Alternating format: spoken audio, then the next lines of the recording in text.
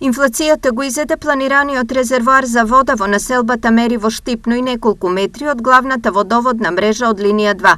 Ова денес го обелодени штипскиот градоначелник Иван Јорданов, откако од изготовката на проектот и одобрувањето на средствата досега, цената на материјалите драстично порасна. Физички на лице место ќе се изведе дел од оваа главна водоводна линија, ќе бидат изоставени неколку метри од истата главна водоводна линија, ќе биде изоставен и главниот резервоар. Практично нема да имаме финализирање и завршување на целиот проект заради недостаток на финансиски средства како последица на инфлацијата.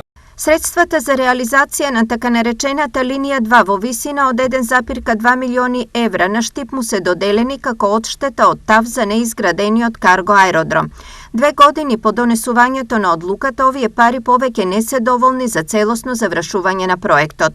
Што значи дека дополнително ние како општина ќе треба да изнаоѓаме други извори на финансирање за целосно завршување на овој проект. И тоа е она кое што го комунициравме со јавноста во изминатиот период, дека час побрзо мора да се извршат реализацијата на проектите, затоа што губиме вредност заради присуството на инфлацијата.